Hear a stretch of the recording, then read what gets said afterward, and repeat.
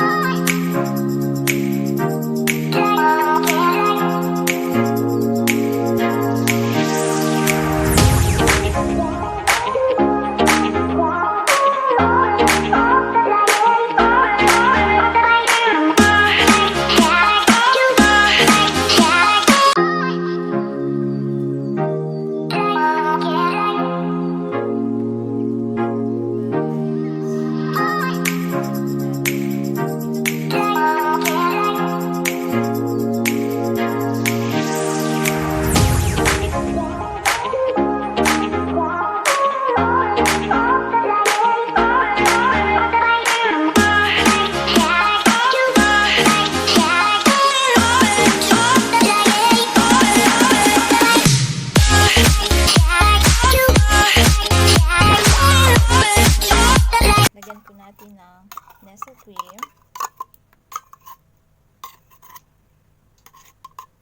Para maging creamy po siya. So, 2 pong Nestle cream na ginamit ko. Creamy po yung Nestle cream po dito sa Kuwait, guys.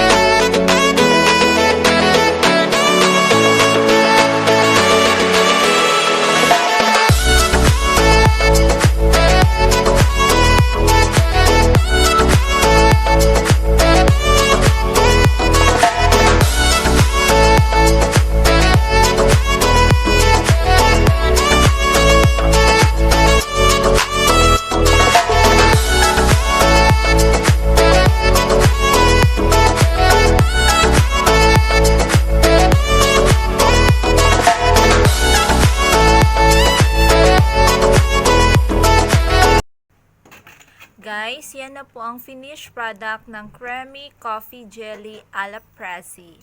Guys, please like, comment, and subscribe. Thank you!